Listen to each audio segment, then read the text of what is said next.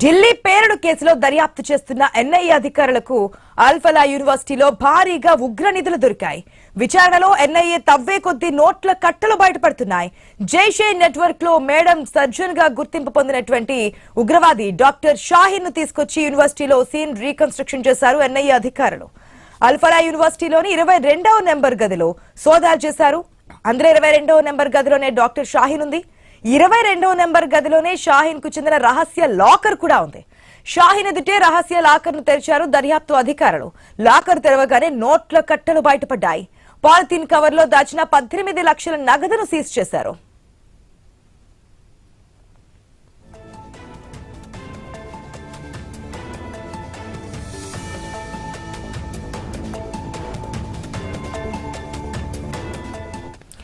Al-Falah university కేంద్రంగానే ఉగ్ర కార్యకలాపాలు సాగించారు టెర్రరిస్టులు. ఒక గదిలో పేలుళ్లకు కుట్ర చేస్తూనే మరొక గదిలో నిధులు డంప్ చేశారు. మరి షాహీన్ కు 18 లక్షలు ఎవరిచ్చారు? 18 లక్షలతో షాహీన్ ఏం చేయాలని అనుకుంది? పేలుడు పదార్థాలు సమకూర్చుకునేందుకే నిధులు సేకరించిందే? ఈ దిశగా లోతుగా దర్యాప్తు చేస్తున్నారు ఎన్ఐఏ అధికారులు.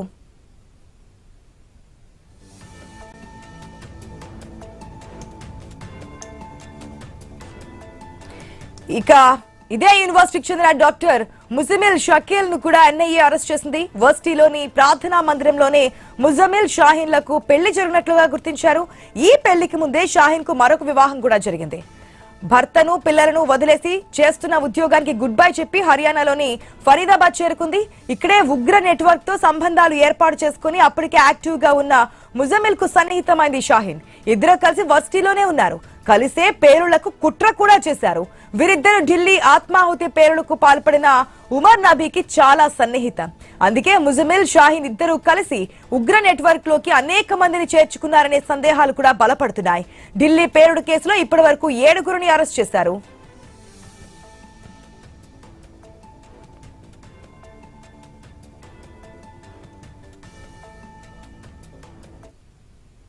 ఢిల్లీ పేలుడుకు సంబంధించి అనేక విషయాలు దర్యాప్తు చేస్తున్న కొద్దీ బయటకు వస్తున్నాయి. గతంలో కూడా మనం చూసాం రూమ్ నెంబర్ 11లో ఏ విధంగా వారు అక్కడే మంత్రాలు జరపడము, అక్కడే ఉండడము, అక్కడ సంబంధించినటువంటి ప్రొఫెసర్స్ కూడా దీంట్లో ఉండడము, ఎప్పుడైతే ఎన్ఐఏ అధికారులు అక్కడ ఈడీ కూడా దర్యాప్తు చేయడము, సోదాలు చేయడంతో చాలా విషయాలు బయటకు వస్తున్నాయి. ఇప్పుడు ఏదైతే షాహీన్ సంబంధించినటువంటి లాకర్ లో ఇంత మొత్తంలో నగదు దొరకడం, ఇది దేనికోసం ఉంచారు, ఎక్కడి నుంచి వచ్చింది, ఇవన్నీ కూడా ఇన్వెస్టిగేషన్ చేస్తున్నట్టు తెలుస్తుంది.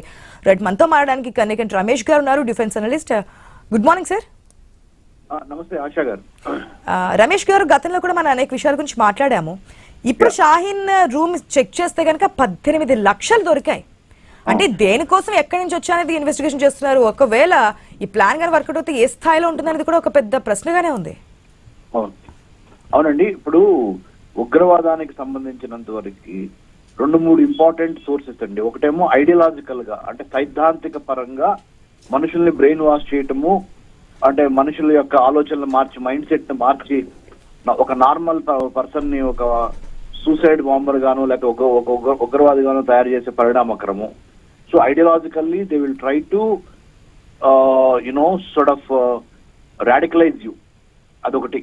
రెండోది ఫినాన్షియల్ రీసోర్సెస్, అంటే మానసికంగా అతన్ని మార్చిన తర్వాత అతనికి కావాల్సిన ఆర్థిక సమూలాలని, ఆర్థిక వనరుల్ని సమకూర్చి టార్గెట్ కొట్టే వరకు ఫైనాన్షియల్ హెల్ప్ చేయటం అనేది కూడా దాంట్లో ఆ నెట్వర్క్ యొక్క మోడస్ ఆపరెండి అంటే పనిచేసే విధానము. ఒక టెర్రరిస్ట్ ఆర్గనైజేషన్ పనిచేసే విధానంలో వాళ్ళకి ఒక మోడస్ ఆపరెండి అంటే ఏ విధంగా ఒక టార్గెట్ ని సెలెక్ట్ చేసుకోవాలి, ఆ టార్గెట్ ని ఎందుకు సెలెక్ట్ చేసుకోవాలి, ఎప్పుడు లోపల సెలెక్ట్ చేసుకోవాలి, ఎలా కొట్టాలి అనే దాని మీద వాళ్ళు చాలా రెక్కి నిర్వహించి చాలా ప్లానింగ్ తో వాళ్ళు ముందరకు వస్తారు. ఎట్లా పడితే అట్లా చేయరు. సో రెండోది ఫైనాన్షియల్ రిసోర్స్. మూడోది సోషల్ మీడియా ద్వారా రిక్రూట్మెంట్ చేసుకోవటం. ఇది యువతని ఆకర్షించి యువత యొక్క మనసు మార్చి వాళ్ళని దేశభక్తి బదులు దేశానికి ఒక ఎనిమిలాగా తయారు చేసే విధంగా మాట్లాడతాం. అలాంటి మాటలు, అలాంటి ఉపన్యాసాలు ఇవ్వటం. ఏది మీకేమిచ్చింది ఈ దేశము. షాహీన్ కూడా అదే విధానం పాటించిందిగా, అదే విధానంగా వెళ్ళింది. అదేనండి షాహీన్ ఈ చదువుకున్న వాళ్ళు, ఈ ప్రొఫెసర్స్ అందరూ కూడా అల్ఫలా యూనివర్సిటీ నుంచి, ఇప్పుడు మీరు చెప్పింది కూడా ఆ షాహీన్, డాక్టర్ షాహీన్, ఇలాంటి వాళ్ళందరూ ఈ విధంగా చేస్తున్నారు. కాబట్టి ఇప్పుడు ఇదేమో మనకి కొన్ని ఆధారాలు దొరకటం మూలాన జరుగుతున్న ఇన్వెస్టిగేషన్ అంటే ఇది రియాక్టివ్ ఇన్ నేచర్. కానీ మనకి ఇప్పుడు కావాల్సింది ఏంటంటే దేశానికి ప్రోయాక్టివ్ ఇన్ నేచర్ కావాలి. ప్రోయాక్టివ్ అంటే ముందలగానే ఇంకా ఎక్కువ నిఘాని పెంచి ఈ ఎక్కడెక్కడ జరుగుతున్నాయి అన్ని ఏరిపారేయడానికి ఎక్కువ technical intelligence, visual intelligence, imagery intelligence, human intelligence, ఈ ఇంటెలిజెన్స్ అన్నింటినీ క్రోడీకరించి వీటి మీద ముందలుగానే చర్య తీసుకోవటం మూలన మొన్న పోయిన ప్రాణాలు కూడా పోయి ఉండేవి కాదు. కాబట్టి ఇది ఢిల్లీ బ్లాస్ట్ లో. కాబట్టి ప్రోయాక్టివ్ గా, ప్రిడిక్టివ్ గా, పర్పస్ఫుల్ గా, ప్రియంప్టివ్ గా ఈ మన యొక్క చర్యలు ఉండాలి. అంటే ముందు జాగ్రత్తగా ముందలుగానే అన్ని రకాలుగా మనం నిఘా వ్యవస్థ పటిష్టంగా ఉండాలి. ఇంకా వీటికి సంబంధించి అనేది అవునండి. అంటే శాంతి సమయంలోనే మనం యుద్ధానికి ప్రిపేర్ అవ్వాలంటాం కదా. యుద్ధం స్టార్ట్ అయినప్పుడు ప్రిపేర్ అయితే మనకి ఏముంది, ఉపయోగం ఉండదు కదా.